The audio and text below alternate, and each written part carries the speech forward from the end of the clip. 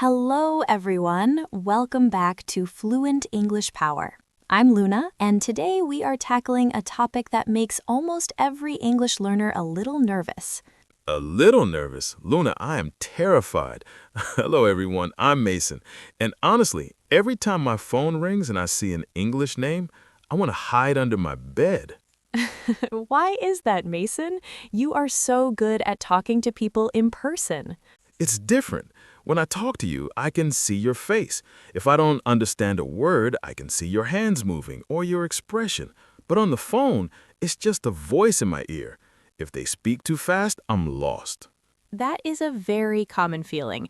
We call it phone phobia. But don't worry, today we are going to give you the exact phrases you need to handle any call, whether it's a call from a friend, a doctor's office, or even a job recruiter. I really need this. I'm tired of saying, hello? Hello? I can't hear you. And then hanging up because I'm scared. We will fix that today. But before we pick up the call, we have a quick reminder for you. Yes, if you want to stop being afraid of your phone and start speaking English with power, please hit that like button. It tells YouTube that you find our lessons helpful. And if you haven't joined the Fluent English Power family yet, click subscribe. We post long-form conversations every week to help you reach your goals. And don't forget to share this with your friends.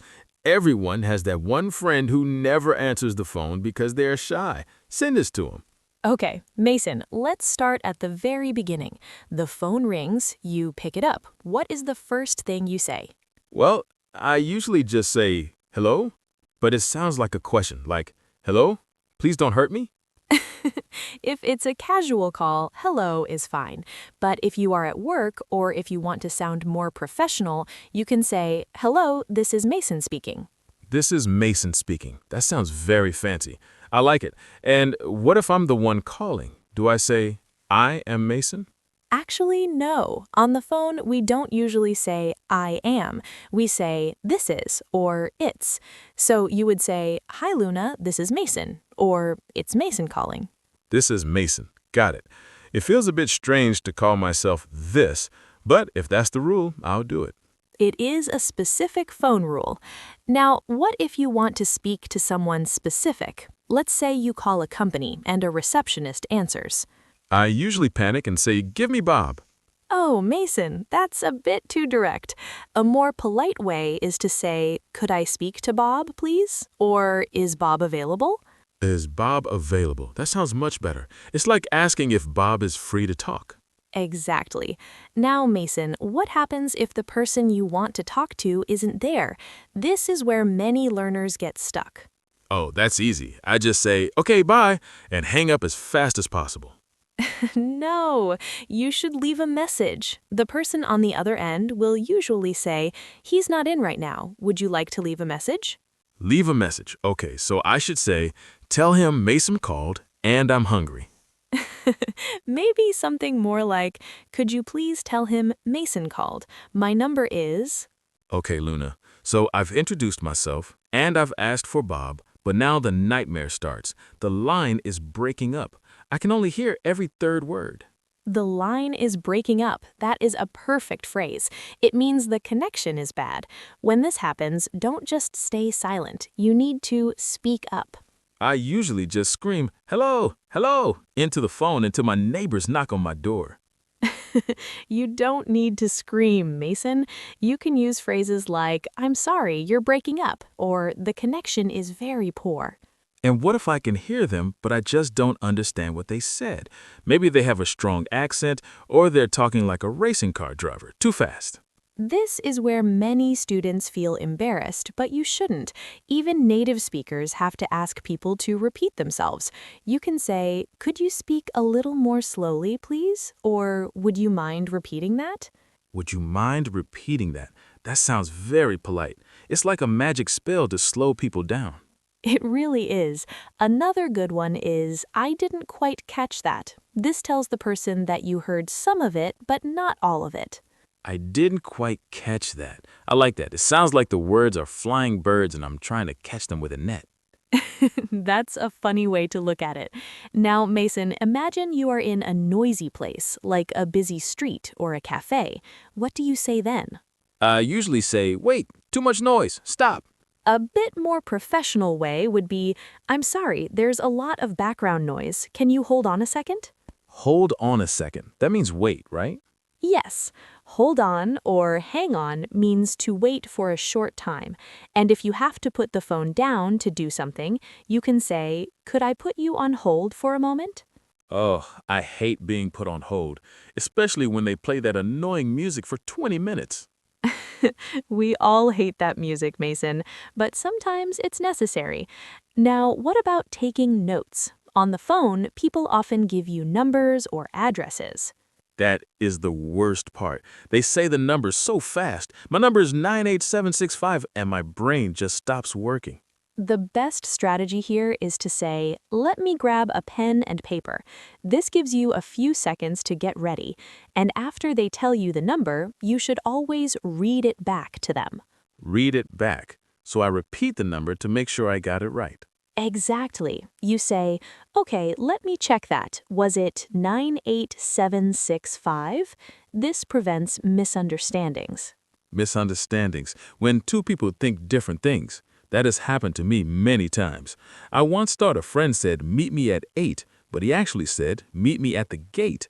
I waited for an hour at the wrong place. That is a classic mistake. That's why clarifying is the most important skill on the phone. Don't be afraid to double-check everything. Mason, you can't just run away. That would leave the other person feeling very confused. A polite exit is just as important as a good start. It leaves a good impression.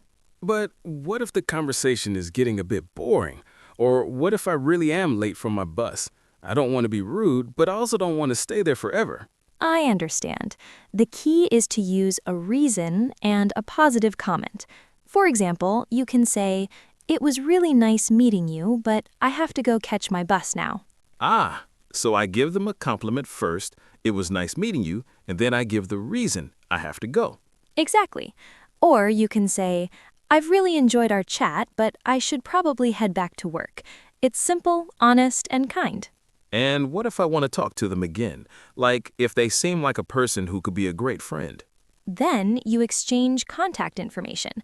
You can say, "I'd love to keep in touch. Do you have Instagram?" Or "Are you on LinkedIn?" Keep in touch. That's a good one. It means to stay in contact in the future. I use that with my friends all the time. But with a stranger, it feels a bit bold.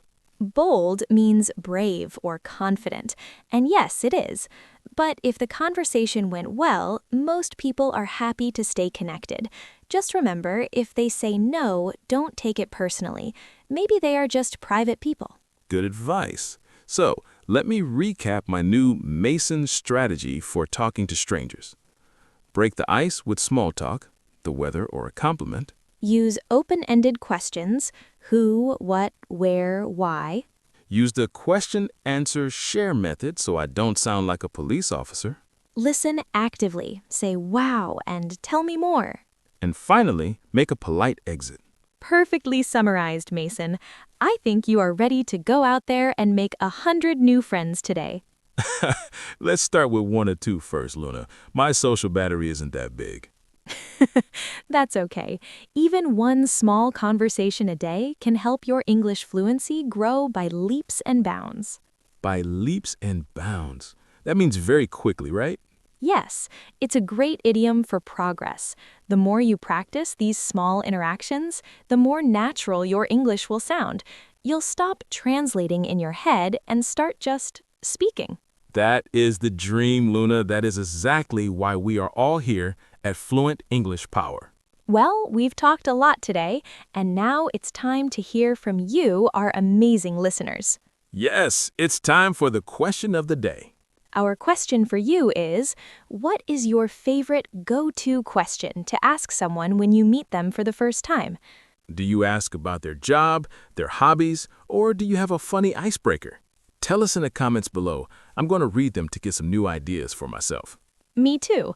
Reading your comments is the highlight of my day. And please try to write your answer in English. It's great practice.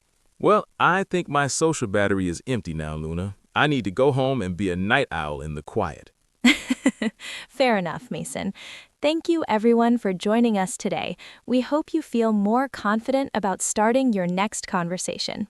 Don't forget to like this video if it helped you feel a little less shy. And if you haven't yet, please subscribe to Fluent English Power. We have so many more lessons planned for you.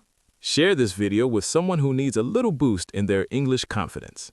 We will see you in the next video. Happy practicing! Bye-bye, everyone. Goodbye!